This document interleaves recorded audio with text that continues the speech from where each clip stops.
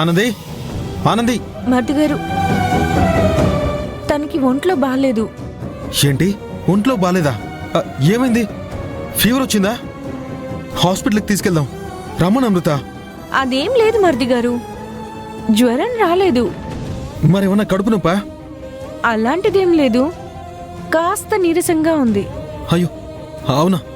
మరి తను టిఫిన్ చేసిందా? ఛే, అసలు ఆనంది తన హెల్త్ గురించి పట్టించుకోవడమే మానేసింది. టైంకి తినట్లేదు, టైంకి నిద్రపోవట్లేదు. ఎంతసేపు విశ్వం విశ్వం అని చెప్పి వాణ్ణి వెతకడమే ఏమిగా పెట్టుకుంది. వాడు దొరికితేనేగా మరిది గారు ఆనంద్ని మనశ్శాంతిగా ఉండగలదు. నిజమే, కానీ హెల్త్ కూడా ఇంపార్టెంటే కదా. పాప అశ్విన్ నా కోసం ఎంతలా ఆరాట పడుతున్నాడో. టైంకి తినకపోతే నీరసంగా ఉంటుంది అమృత. ప్రెగ్నెన్సీలో ఆడవాళ్ళకి ఇవన్నీ కామనే. మీరేం కంగారు పడకండి మరిది గారు. నా భార్యకి ఒంట్లో బాగోకపోతే కంగారు పడకుండా ఎలా ఉంటాను అమృత? ఆనందికి ఏమైనా అయితే నేను అస్సలు తట్టుకోలేను. ఇంత గొప్పగా ప్రేమించే భర్త దొరకడం ఆనంది అదృష్టం మరిది గారు. అమృత, టాబ్లెట్ వేసుకున్నా కూడా తగ్గకపోతే నువ్వు నాకు వెంటనే కాల్ చేస్తావా? అయ్యో, అలానే చేస్తాను. మీరేం కంగారు పడకండి మరిది గారు. ఏదో ఒకటి చెప్పి పంపించమంది తను. ఏంటి? ఏదో ఒకటి చెప్పి పంపించమందా? అంటే అది అది అంటే అసలు ఆనందికి ఏం కాలేదా? అది చెప్పు అమృత, నిన్నే అడుగుతున్నాను కదా. అబే, పెద్దగా భయపడాల్సింది ఏం లేదు అని. నువ్వు చెప్తుంది నిజమేనా? నిజమే మరిది గారు. అయ్యో అక్క, నీకు అసలు మాట్లాడటమే రాదు. నీ మాటలే తేడాగా ఉన్నాయి అమృత. ఏంటి మరిది గారు మీరు అనేది? అదే, నిన్న రాత్రి ఆనంది నాకు కాల్ చేసి వాళ్ళేదో ఇంపార్టెంట్ మ్యాటర్ చెప్తానని చెప్పింది. అది చెప్పకుండా తప్పించుకోవడానికి ఇలా నీతో అబద్ధం చెప్పిస్తుందేమో అని నాకు డౌట్గా ఉంది. ఏం లేదు మరిది గారు. లేదమృత, నేను ఒకసారి ఆనందిని చూసి వెళ్తాను. ఆనంది మరిది గారు, తను నిద్రపోతుంది. అలాగా, సర్లే, డిస్టర్బ్ చేయొద్దులే, పాపం పడుకొని. అమృత, ఆనందికి మరీ సీరియస్గా అనిపిస్తే నువ్వు నాకు వెంటనే కాల్ చేయి. తప్పకుండా మరిది గారు. సరే అమృత, నేను వెళ్ళొస్తాను. నువ్వు ఫస్ట్ ఆనంది దగ్గరికి వెళ్ళు. నువ్వు వెళ్ళు.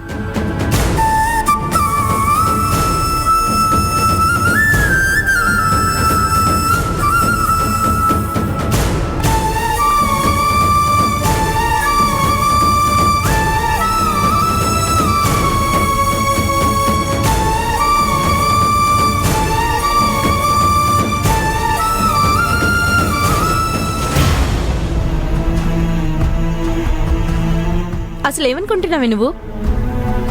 నేనేం చేశానక్క? అశ్విన్కి నా చేత అబద్ధం ఎందుకు చెప్పించావు? నువ్వు కంపెనీకి అసలు ఎందుకు వెళ్ళట్లేదు? గొడవ జరగకూడదని. గొడవేంటి? నువ్వు కంపెనీకి వెళ్తే గొడవ ఎందుకు జరుగుతుంది? అసలేం జరిగింది ఆనంది? ఆకాష్ సార్ ఒక మాట చెప్పారక్క. ఆకాష్ గారంటే మిత్రతో పెళ్లి కావాల్సిన అబ్బాయి. ఆయనే అక్క. ఏం చెప్పారాయన? నా మీద జరిగిన కుట్రలో కరుణాకర్ గారు కూడా ఉన్నారు అనే అనుమానం ఆయనకి కలుగుతుంది అని చెప్పారు. అవునా? అసలు ఆయనకు ఆ అనుమానం ఎందుకు వచ్చింది? ఆ రోజు మిత్ర వనజ దగ్గరికి వెళ్ళి కంప్లైంట్ పేపర్స్ వాపస్ తీసుకోమని చెప్పింది అని చెప్పాను కదా. అవును, చెప్పావు. అప్పుడు మిత్రతో పాటు కరుణాకర్ గారి మనిషి కూడా అక్కడికి వెళ్ళాడంట. మరి వనజ ఆ రోజు తన దగ్గరికి కరుణాకర్ మనిషి ఎవ్వరు వచ్చారని చెప్పలేదు. అదే కదక్క నాకు అర్థం కావట్లేదు. ఒకవేళ కరుణాకర్ గారి మనిషి కూడా మిత్రతో పాటు వెళ్ళి ఉంటే ఆయన కూడా లోపలికి వెళ్ళి వనజతో మాట్లాడేవారు కదా. తను బయటపడకూడదని కావాలని మిత్రని మాత్రమే వంజ దగ్గరికి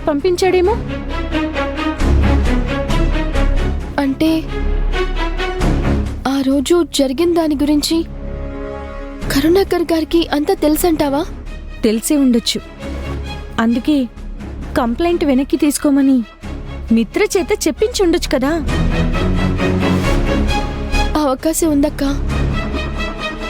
అసలు నా అనుమానం దీని వెనకాతల మిత్ర కూడా ఉందా అని.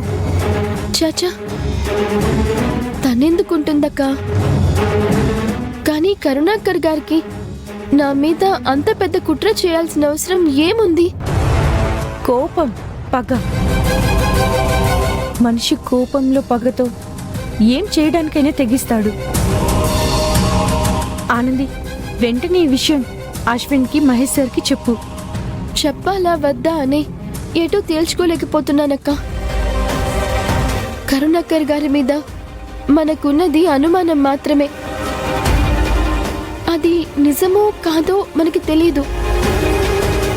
అలా పూర్తిగా తెలియకుండా ఈ విషయం అశ్విన్కి గాని మహేష్ సార్కి గాని చెప్తే వాళ్ళు ముందు వెనుక ఆలోచించకుండా ఆ కరుణాకర్ గారిని ఏదొకటి చేసేస్తారు. ఏం చేస్తారు? గట్టిగా అడుగుతారు, మహా అయితే కొడతారు, అంతేగా. కాదక్క, చంపేస్తారు.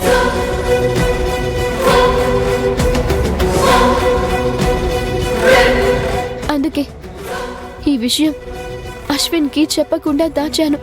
అంటే నువ్వు కంపెనీకి వెళ్లకుండా ఉన్నది ఈ విషయం చెప్పడం కోసమే అక్క. అవునా?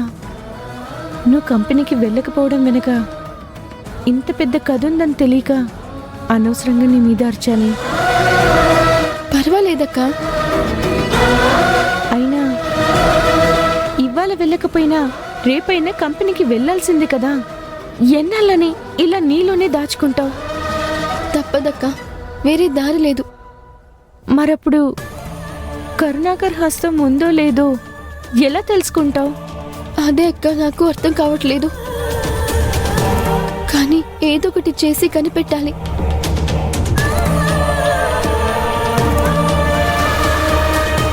ఆనంది, ఆ రోజు సిల్వర్ జూబ్లీ ఫంక్షన్లో నీకు రింగు దొరికిందని నాకు చూపించావు కదా. అక్క, చూపించాను. ఆ రింగ్ అమ్మాయిదే. ఆ అమ్మాయి, ఆ కరుణాకరు ఇద్దరు కలిసి నీ మీద కుట్ర చేసి ఉండొచ్చు కదా.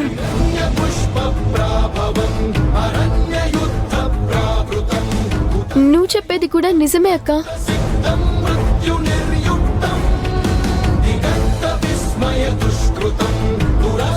తెలిస్తే నా విషయంలో అంత దారుణం చేసి నా జీవితాన్ని నడి సముద్రంలో నిలబెట్టిన వాళ్ళు ఎవరు అని తెలుస్తా.